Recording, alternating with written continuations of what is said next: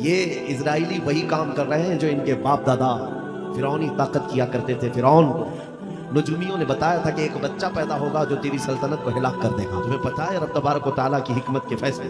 वमकरू वमकरल्लाह वल्लाहु खैरुल माकिरीन। मेरा रब फरमाता है काफिर मंसूबा बनाते हैं और अल्लाह खुफिया तदबीर करता है और रब की खुफिया तदबीर गालिब आती है। अस्सलाम वालेकुम प्यारे दोस्तों, बुजुर्गों, हमारी माँ बहनों, उम्मीद करता हूँ इंशाअल्लाह आप सब खैरियत से होंगे। अल्लाह की बारगाह में यही दुआ करता हूँ अल्लाह आप सबको हमेशा खुश रखे। मैं आपका भाई मोहम्मद इफरान आज मुफ्ती सलमान अजरी साहब का एक अहम वीडियो लेकर हाजिर आया हूँ। इस वीडियो का दिखाने का बस एक ही मकसद है, आज के हालात इतने खराब हो चुके हैं कि कोई भी आकर हमारे नबी की शान में गुस्ताखी कर जाता है। ऐसे हालात में हम सबको क्या करना चाहिए आज इस वीडियो में सुनेंगे मुफ्ती सलमान अजरी साहब की जुबानी, और इस वीडियो को देखकर ज्यादा से ज्यादा इस पर अमल भी करने की कोशिश करेंगे इंशाअल्लाह। तो आपसे गुजारिश है दोस्तों इस वीडियो को एंड तक देखें और मुकम्मल जानकारी लेकर जाए। तो अब आप सबका टाइम न लेते हुए इस वीडियो को शुरू करते हैं दोस्तों।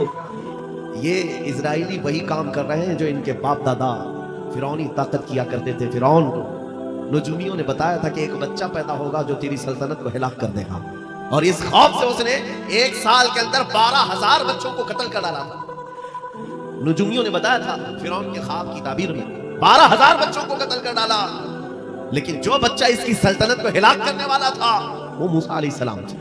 पैदा भी हुए और फिरौन के घर में ही अल्लाह ने उनको पाला। आपको पता है, तफसीर उठा करके देख लें, जब हजरत मूसा अलैहिस्सलाम की माँ उनकी विलादत का वक्त करीब आया तो तहखाने में गई, बेटा पैदा हुआ। हालात ऐसे थे कि फिरौन जो भी बच्चा पैदा होता ज़बह कर देता था। कुरान में आया युदब्बिऊना अब्नाअहुम व यस्तहयूना निसाअहुम। लड़की पैदा होती तो जिंदा छोड़ देते थे, बेटा पैदा होता तो ज़बह कर देते थे। अब मूसा अलैहिस्सलाम जब पैदा हुए तो क्या किया? खुदा की तकदीर और उसकी हिकमत के फैसले आपको मैं बता रहा हूँ। तफसीर से ताल्लुक रखने वाली बात, अल्लाह ताला ने मूसा अलैहिस्सलाम की माँ के दिल में ये बात डाला कि एक लकड़ी के संदूक में इनको रख करके दरिया में बहा दो। वरबतना अला कुलूब। अल्लाह ताला फरमाता है कि हमने उनके दिल को बांध दिया, मजबूत किया। किसको? हजरत मूसा की माँ को। उन्होंने एक संदूक में मूसा अलैहिस्सलाम को रखा और दरिया में बहा दिया।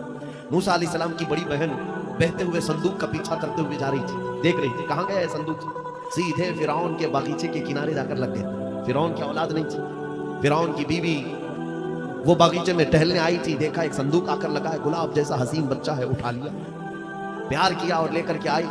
फिरौन से कहने लगी कि हम इसको अपना बेटा क्यों ना बना ले। पहले फिरौन तो डरा कि कहीं वो मेरी सल्तनत को हिलाक करने वाला बच्चा ये तो नहीं है। बीवी ने कहा कैसी बात करते हो, ये तो दरिया से बहकर के आया है, तुम्हें पता नहीं मौला कहां से बहाकर तुम्हारी हिलाकत को लाएगा। तुम्हारी हिलाकत कहां से आएगी तुम्हें अंदाजा भी नहीं है। सुनो मेरी बात को। फिरौन ने बीवी की बात मान ली। मूसा अलैहिस्सलाम की परवरिश फिरौन के घर में हो रही, फिरौन के घर में, और वो भी किस शान से। मूसा अलैहिस्सलाम पैदाइशी बच्चे हैं, दूध पिलाने की बात आई तो किसी दाया का दूध आप पकड़ते नहीं। मूसा अलैहिस्सलाम की बहन भी वहां खड़ी सब देख रही थी। फिरौन की बीवी से कहा मैं एक दाया को जानती हूँ जिसका दूध हर बच्चा पकड़ लेता है। कहा बुला लाओ, हम शाही खजाने से उसे इनाम भी देंगे। वो गई और अपनी माँ को ले आई, अपनी माँ को ले आई। मूसा अलैहिस्सलाम अपनी माँ के गोद में गए, जैसे ही सीने से लगाया दूध पीने लग गए। बादशाहत में खुशी, और मूसा अलैहिस्सलाम की माँ को इनाम और इकराम भी दिया गया। हर बच्चे की परवरिश के लिए मूसा अलैहिस्सलाम की माँ को फिरौन के घर में रखा गया। तुम्हें पता है रब तबारक व तआला की हिकमत के फैसले। वमकरू वमकरल्लाह वल्लाहु खैरुल माकिरीन। मेरा रब फरमाता है काफिर मंसूबा बनाते हैं और अल्लाह खुफिया तदबीर करता है, और रब की खुफिया तदबीर गालिब आती है। मूसा अलैहिस्सलाम जवान हुए फिरौन के घर में, फिरौन के घर में जवान हुए। उसके बाद फिर आपने जब अपनी नबूवत के बाद दावत हक पेश की तो फिरौन जानी दुश्मन हुआ। उसके बाद जो हालात हुए आपको पता है। फिरौन मूसा अलैहिस्सलाम को मारने के लिए पूरी फौज लेकर पीछे निकला। मूसा अलैहिस्सलाम समंदर में चल करके आगे गए, रास्ते आपके लिए खुल गए। फिरौन भी उसी रास्ते पर आया। अल्लाह फरमाता है कि हमने समंदरों को मिला दिया, गर्क कर दिया फिरौन को। एक छोटी सी तारीख में आपको बता रहा हूं, 12,000 बच्चों का कत्ल किया इस डर से कि मुझे हिलाक करने वाला बच्चा ना पैदा हो। लेकिन जो बच्चा तेरी सल्तनत को हिलाक करने वाला था वो तेरी नाक के नीचे परवरिश पा रहा था।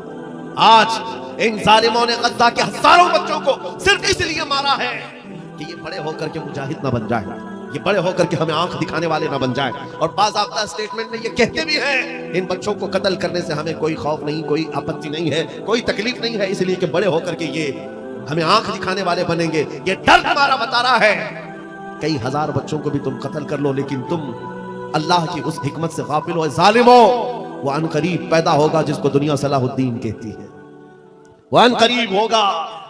मेरे अजीजों, आज के नौजवानों से मैं ये कहता हूं, तुम्हारे दौर में भी ये डरा सहमा हुआ जो माहौल लोग बनाने की कोशिश कर रहे हैं, अभी देखना और हालात खराब किए जाएंगे। हमारी हुकूमत आएगी तो मस्जिदों को तोड़ डालेंगे, मदरसों को तोड़ डालेंगे। इन जालिमों को लगता है तुम्हारे सारे बिल्डोजर में ही ताकत है, सिर्फ ताकत इसी का नाम है। राज मिल जाए, तख्त मिल जाए, उस वक्त कुछ लोगों के ऊपर जुल्म करना आसान है, जिस तरह चंगेज ने भी किया, हलाकू ने भी किया, बड़े बड़े जालिमों ने किया है, और उनका हशर भी तुम्हें मालूम होना चाहिए। इंशाअल्लाह वो वक्त आएगा जब खसो खाशात की तरह तुम बहा दिए जाओगे, अखबारों में तुम्हारा नाम तक ना होगा। और अगर कुछ बाकी रहेगा तो क्या रहेगा?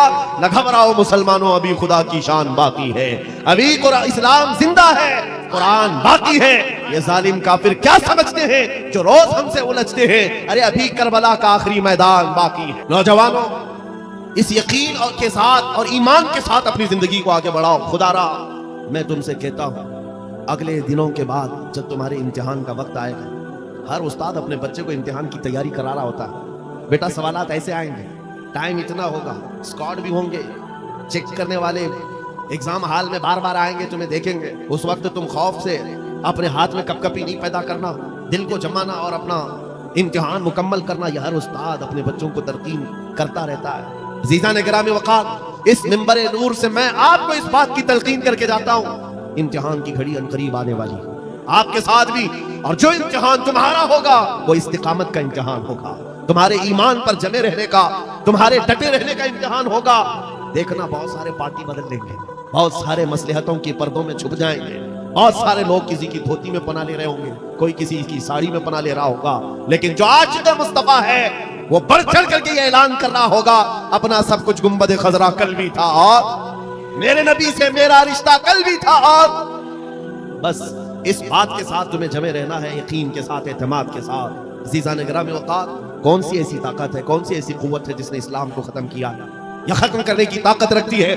अल्लाह करीम जल्ल शानुहु खुद कुरान पाक में फरमाता है, युरीदूना लियुत्फिउ नूरल्लाहि बिअफ़वाहिहिम व यअबल्लाहु इल्ला अन युतिम्मा नूरह। अल्लाह फरमाता है, ये जालिम अपने मुंह के फूंकों से इस्लाम के चिराग को बुझाना चाहते हैं, और अल्लाह तबारक व तआला इस चिराग को मुकम्मल करके रहेगा।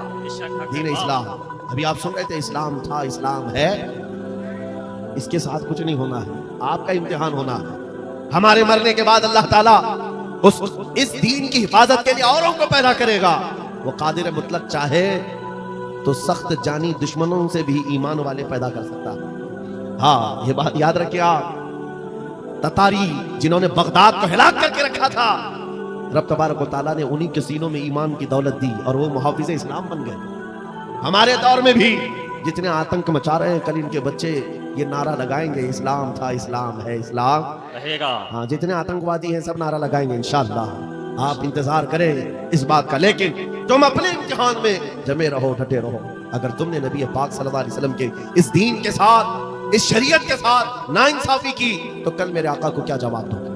कल मैदान क़यामत में तुम्हें खड़े होना है, हुजूर पाक सल्लल्लाहु अलैहि वसल्लम की बारगाह में जवाब देना है। अगर मेरे आका ने पूछ लिया कि जिस वक्त मेरी शरीयत पर हमले हो रहे थे, जिस वक्त मेरे दीन को कुत्ते नोचने की कोशिश कर रहे थे, ऐ नौजवान बता तू मेरी सुन्नतों के साथ कितना अमल कर रहा था? तुम क्या जवाब दोगे? आका, मैं आपकी दाढ़ियां निकाल करके गटर नालियों में फेंकता था, मैं यहूदियों और ईसाइयों के तरीकों पर चलता था। क्या तुम नबी पाक को यह जवाब दोगे? आका, रात भर में गाने सुन करके सोता था, सुबह फजर की नमाज कज़ा करता था। ये जवाब दोगे?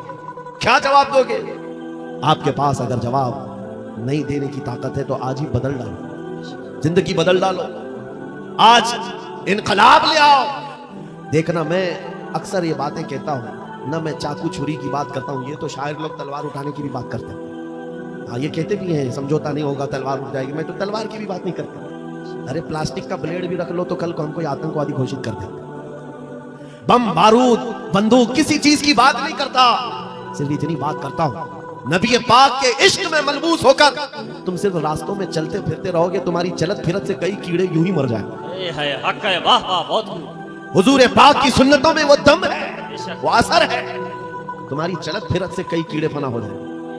बात सिर्फ इतनी है, दीवार क्या गिरी मेरे खस्ता मकान की, लोगों ने आने जाने का रास्ता बना लिया। होता यही है, कोई पुराना घर गिर जाए ना, लोग इधर से उधर आने का रास्ता बना लेते हैं।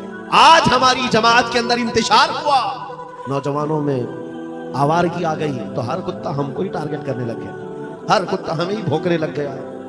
मेरे अजीजों, शिद्दत से आज उस सलाहुद्दीन अय्यूबी की बात याद आती है कि आपको पता है उनका दौर ऐसा है कि यहूदी माएँ, ईसाई माएँ अपने बच्चों को थपकियां देकर सुलाती थी, कहती बेटा सो जा नहीं तो सलाहुद्दीन आ जाएगा। हालांकि जुल्म से कोई तख्त नहीं बिछाया था, सुन्नत मुस्तफा का रौब ऐसा कायम था, हुजूर के इश्क का रौब कायम था, जिसकी वजह से पूरी दुनिया में उनकी तूती बोलती थी। आज करोड़ों की तादाद में जालिम हमें आंख दिखा रहे हैं, हमारे बच्चों का कत्ले आम, हमारी औरतों की इज्जतें नीलाम, हमारी गर्दनों पर राज, और बगैर किसी खौफ के शायर इस्लाम पर भौंकना आज की आदत सी बन गई है। नौजवानों, तुम्हारे अंदर अगर जमीर बेदार है, गैरत मौजूद है, तो अपने आप को बदल लो। जवाब देने का एक वक्त आएगा, इंशाअल्लाह वक्त आएगा जवाब देने का। लेकिन पहले मैं आपसे सिर्फ इतनी इल्तिमास करता हूं कि अपने आप को बदल लो। कल को हमारे पास फख्र होगा, फख्र के साथ किसी मैदान में उतरेंगे तो तुम्हारी होलियों को ऊपर से नीचे देखते रहे और पूछते रहे कौन सी मखलूक है, ये कहां से आई हुई जमात है, तो हम सीना तान करके कहेंगे ये मोहम्मद अरबी के शेरों की जमात है। आज क्या हम दिखाएं लोगों को? गुटखा खाने वाले लोग दिखाएंगे? हम नौजवानों को बालियां पहने हुए, हाथों में चूड़ियां पहने हुए, चोटियां डाले हुए, जीन्स फटी हुई और बालों में दाढ़ियों में डिजाइन किए हुए ये नौजवान ला करके हम खड़ा करेंगे? मेरे अजीजों, दुनिया के ऊपर अगर हैबत तारी होती है तो सिर्फ आशिकाने मुस्तफा से होती है, हुजूर के गुलामों से होती है।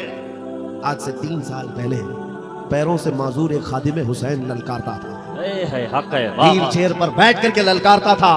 अरे सफेद दाढ़ी हो चुकी है, उम्र काफी है, सफेद दाढ़ी, पैरों में माजूरी, लेकिन पूरी दुनिया में ऐसी हैबत तारी कि यूरोप की जमीन भी हिलती नजर आए। हॉलैंड की पार्लियामेंट में बाज़ाब्ता उनको लेकर कहा जाए ये आदमी मोस्ट डेंजरस है, बहुत ज्यादा डेंजर है। हम सोचते हैं ये तो पैरों से माजूर सफेद दाढ़ी वाला व्हील चेयर पर बैठा हुआ तुम्हारे लिए कैसे डेंजर हो गया? तुम्हारे पास तो बहुत बड़े बड़े मिसाइल, एटम बम है, सब कुछ है। पता ये चला कि रब तबारक व तआला जो हैबत डालता है वो आशिक़ मुस्तफा की हैबत डालता है।